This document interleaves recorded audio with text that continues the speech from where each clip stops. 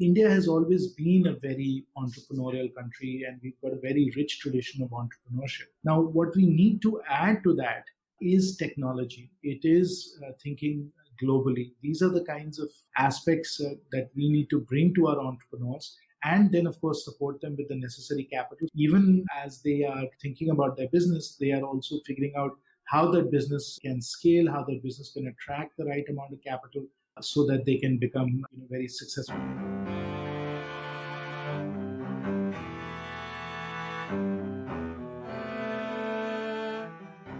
Hello and welcome. I'm your host Pritish Sanyal, and you're listening to the 1% Project. Conversations that will help you understand how some of the smartest minds build, scale, and operate new ideas and ventures. If you enjoy these conversations, do share and subscribe.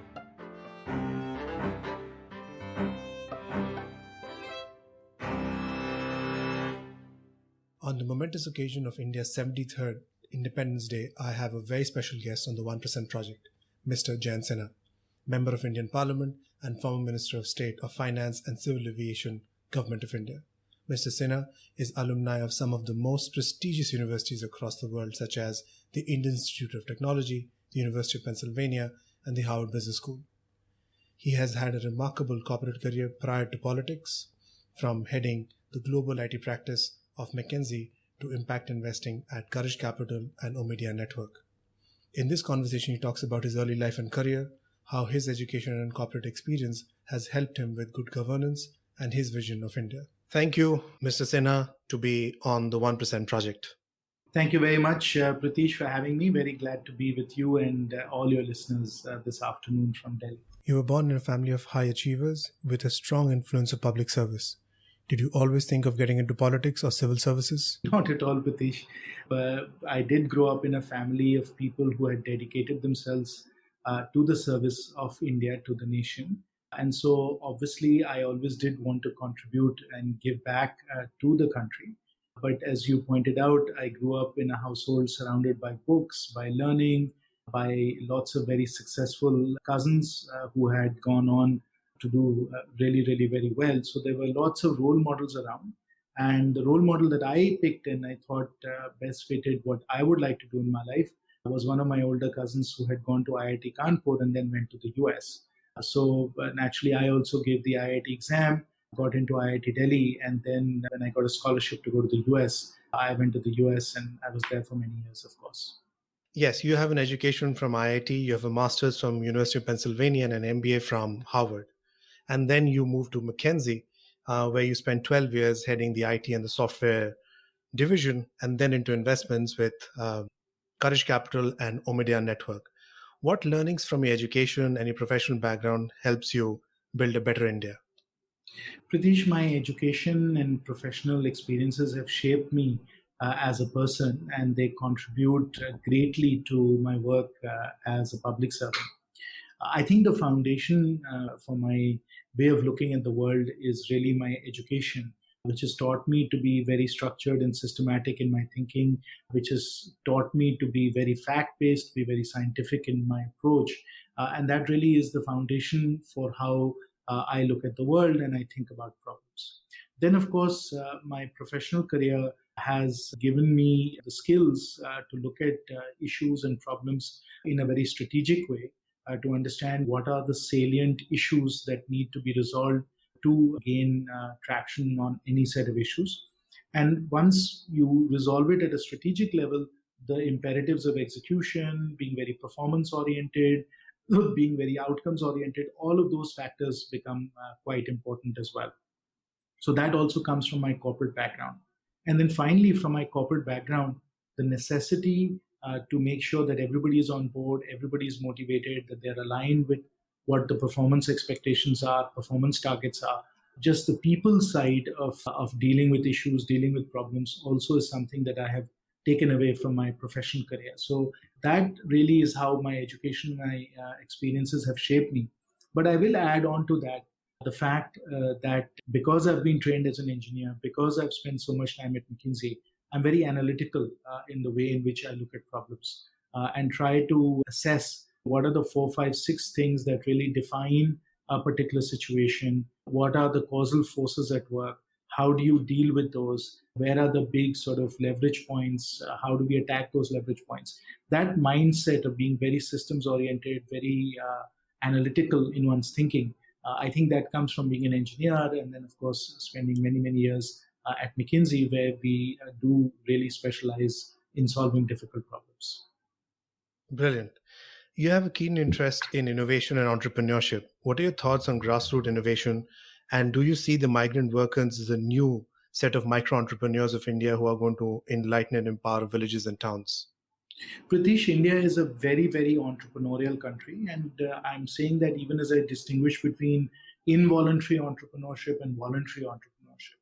Involuntary entrepreneurship is when people have no other choice but to get into business because they couldn't get a job. So there is a large number of people who are forced to do that. Nonetheless, very many Indians have the mindset where they feel like they've got to work for themselves, they've got to set up their businesses, they've got to grow their businesses and so on.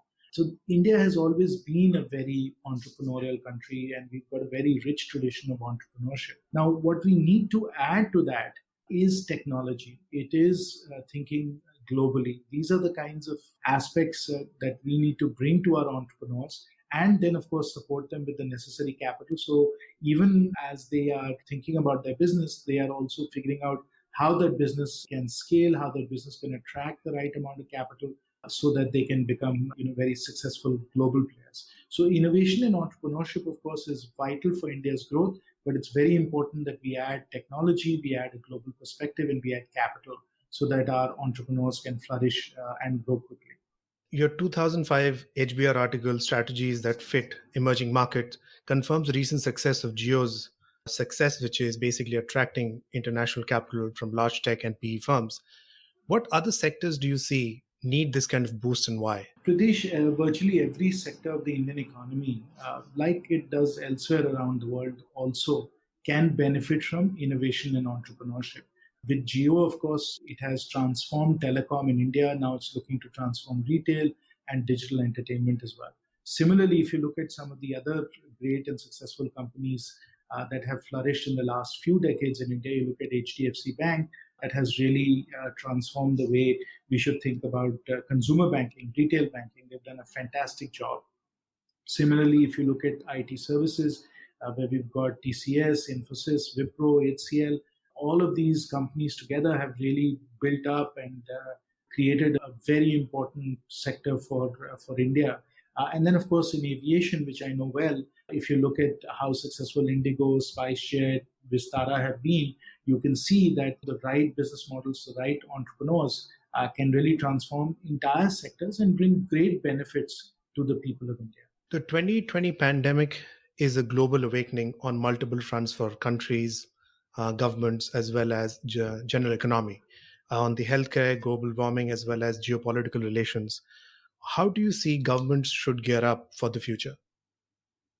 Governments are gearing up for the future, Pritish, and I think what's most notable about the way India has dealt with the pandemic is that not only have we focused on relief, which of course has been extensive.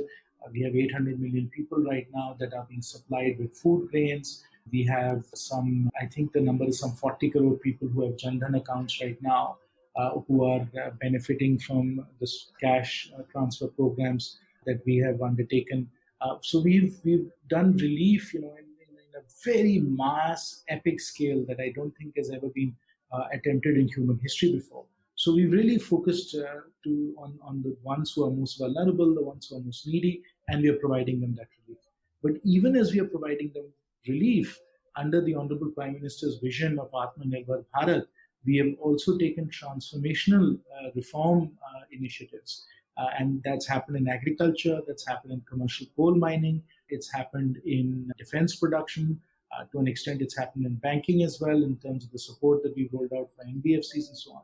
So even as the world has been focusing largely on relief, and we've done that at an epic scale, in India, very notably, we've also focused on recovery and reform, and that also is spurring India's economy forward.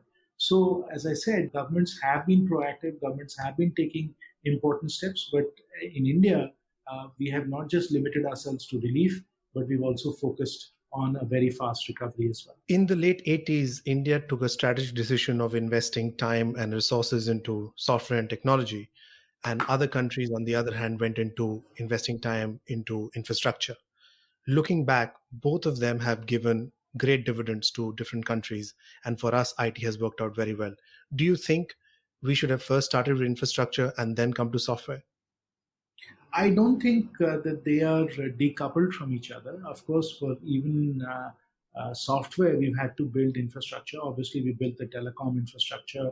We built large new cities. I mean, the growth of Bangalore to some extent has been because of IT services. The growth of Hyderabad has been because of IT services. The growth of Gurgaon has been because of IT services. So even when we talk about IT services, we have to recognize there had to be tremendous infrastructure development to support the growth of that sector. And certainly anybody who's been in and out of Bangalore airport recognizes, what a spectacular airport that is. And it's obviously being expanded, and there is a second runway that's being added. All of that is to actually spur the growth of information technology and technology in general. But even as we are doing that, we are also building new infrastructure, world-class infrastructure in India today: highways, ports, airports, more telecom, obviously rolling out 4G and then 5G as well. So the two go hand in hand, and I think it's a false trade-off, or it's an unnecessary sort of trade-off to say that you do one or you do the other. The both go hand in hand. What kind of financial reforms do you think the country needs? Financially, we've done very many important things in the last few years. Obviously, we have further opened up the financial sector. The growth of AIFs in the last few years has been extraordinary. I was in the Ministry of Finance when we really got the AIF sector to start to take off, and now there are lakhs of crores that are in alternative assets. So we've really liberalized and opened up that aspect of capital markets. We've made it much easier for firms to list, for them to list internationally. We've streamlined company regulations. So there's been a number of very important steps that have already been taken. The really important next set of activities is to further strengthen our public sector banks to ensure that they're very efficient, that they're technology driven, and that they can compete with the best financial institutions in the world. And certainly when we look at our leading public sector banks, whether it's State Bank of India or Bank of Baroda, you can see that they're rapidly getting to that level as well. But right now, the most important thing in terms of financial sector reforms is really to continue to strengthen the public sector banks. What is your message for the Indian youth? My message to all young people is to really be hopeful and optimistic. We have tremendous growth prospects in India. We have a very successful, very capable government in place that has been executing an extraordinary reform agenda. And therefore, the prospects for the future are very, very bright. And young people should skill themselves. They should be worldly wise. They should understand what's happening in the world. They should stay on top of current trends. And they should make sure that they are very, very technology savvy, because that's kind of where the world is headed. And your closing remarks on the commencement of the 73rd year of independence? The best is yet to come, Pritish. Today has been a historic day in India, because the Honorable Prime Minister laid the foundation stone for the historic Ram Mandir that's being built in Ayodhya. And it's an extraordinary step forward for India's culture, India's heritage. Bhagwan Ram is Maryada Purushottam. He is a role model for all of us, and really the foundation of India's culture and heritage, which has spread all over the world. So it's a new awakening for India, and it's a moment that we shall all cherish and treasure. And India, therefore, continues to march forward into the future with tremendous hope and strength. And a rapid fire, 3 questions, 1 word or 1 sentence, please. A book or a blog that has influenced your work and personal life. Lord of the Rings. The hardest thing about your job. Making sure that I have enough time for my family as well. What do you know that you didn't know before you joined politics? How hard you have to work as a member of parliament. Thank you, Mr. Sinha, for your time. It was a pleasure speaking to you. Thank you very much, Pritish.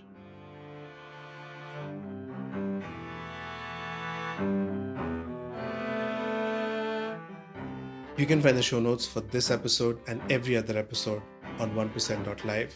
If you enjoyed this conversation, share it on social media and leave a review. See you next time.